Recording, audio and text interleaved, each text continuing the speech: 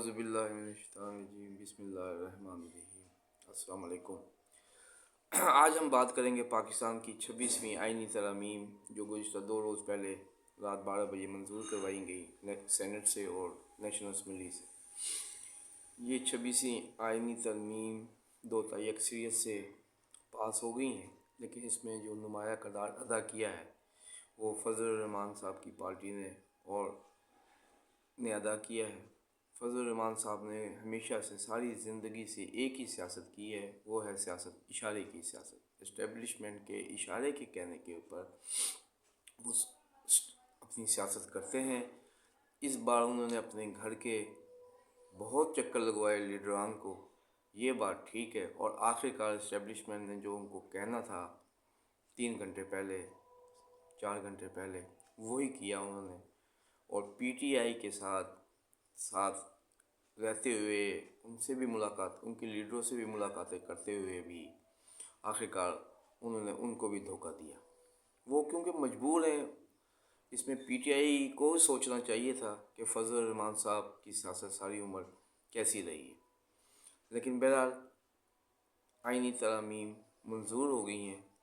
इसमें पीटीआई के भी चंद मुनर्रफ अरकान ने भी वोट दिए हैं। ये भी एक सवालिया निशान है तहरीक इंसाफ के लिए, ख़ुसूसन इमरान खान साहब के लिए जो जेल में हैं और उनकी पार्टी जो ग्राउंड पे है उसमें इख्तलाफात शदीद हैं, जिसका अंदाज़ा इस बात से लगाया जा सकता है कि पीटीआई के अरकान ने आईनी तरमीम के हक़ में वोट दिए। ये एक बहुत ही बड़ा मसला है, क्योंकि पीटीआई को नहीं चाहिए था, उनके अरकान को बेशक जितना मर्ज़ी प्रेशर था, वो बात ठीक है कि इस्टेब्लिशमेंट ने बहुत प्रेशर डाला, लोगों को उठाया, लोगों को कैद किया, लेकिन आखिर इस्टेब्लिशमेंट के सामने उनके लीडर जो हैं इमरान खान साहब वो भी तो खड़े हैं। अगर ये भी खड़े रहते तो इस्टेब्लिशमेंट ने उनका क्या कर लेना था।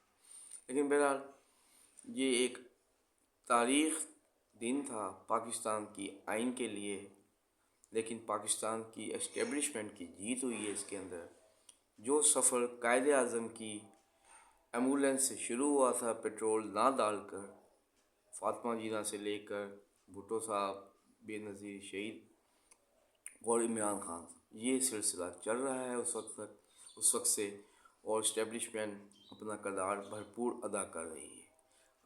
इसी दौरान एक कमेटी बनी थी, वो तमाम बातें सब लोगों को पता है। गुज़िश्ता रात जस्टिस याह्या अफरीदी का नोटिफिकेशन हो गया है बतौर चीफ जस्टिस ऑफ पाकिस्तान। यही इस्टेब्लिशमेंट और सियासी जमातें चाहती थी कि कोई सीनियर जज जो सीनियरिटी के हिसाब से सुप्रीम कोर्ट में लगना था चीफ जस्टिस ऑफ पाकिस्तान, काजी फ़ाइज़ ईसा के बाद वो थे जस्टिस मंसूर अली शाह साहब। लेकिन ये तमाम खेल, तमाम बसात जो बिछाई है इस्टेब्लिशमेंट ने मंसूर अली शाह साहब को ना बनने के लिए खेली गई थी, जिसमें तमाम पार्टियों ने, इवन के पीटीआई ने भी, अब कह सकते हैं कि अरकान ने भी वोट दिया है ना, तो उन्होंने सब ने मिलकर ये सुप्रीम कोर्ट पाकिस्तान के छुरा घोंपा है। लेकिन काजी फ़ाइज़ ईसा का जो किरदार रहा है जाते जाते, शायद इससे ज़्यादा भयानक किरदार इस पाकिस्तान की तारीख़ में किसी चीफ जस्टिस ने अदा नहीं किया जो काजी फ़ाइज़ ईसा साहब ने किया। और दूसरी तरफ वकला हजरात हैं, जो लीडरान हैं वकला के, वो एक तरह से आके सुप्रीम कोर्ट के बाहर प्रेस कॉन्फ्रेंस तो ज़रूर करते हैं, लेकिन कोई अमली शक्ल नज़र नहीं आई है उनकी कि वो कोई तहरीक का आगाज़ कर सकें, कोई वकला में बेदारी पैदा कर सकें। वकला बहुत बेचैन है, क्योंकि ये आइन का मामला है। आइन के मामले में वकला को ही बेचैनी होनी चाहिए, लेकिन सिर्फ बेचैनी नज़र आ रही है।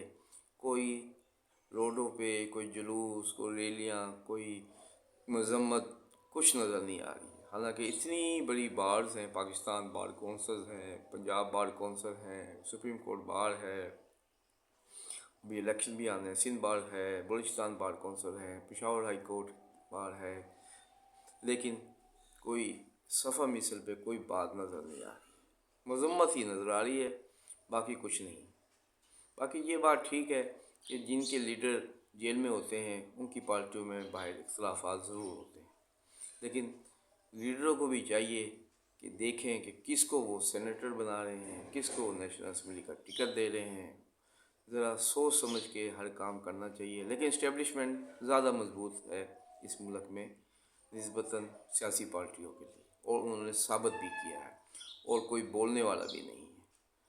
تو یہی ہے قاضی صاحب کا کردار کے اوپر ہم کبھی پھر کسی وقت بات کریں گے، لیکن انہوں نے بڑا ہی گندا کردار ادا کیا ہے، وکلا کے لیے بھی، سپریم کورٹ آف پاکستان کے لیے بھی، اپنے ادارے کے لیے بھی، اور جو فیصلے انہوں نے کیے ہیں پریشر میں آ کے اسٹیبلشمنٹ کے، وہ سب کے سامنے ہیں۔ لہذا ان سے زیادہ ان کو کیا بندہ کہے برا بھلا، اب ان کو خود ہی ان کے ضمیر کو سوچنا چاہیے تھا، لیکن اب تو 2 دن ہی رہ گئے، 3 دن ریٹائر ہونے میں۔ چلیں، تاریخ ان کو برے لفظوں میں یاد کرے گی، اچھے لفظوں میں یاد نہیں کرے گی، لیکن اسٹیبلشمنٹ کی جیت ہوئی ہے اس کے اندر، اور کسی کی جیت نہیں ہوئی۔ والسلام۔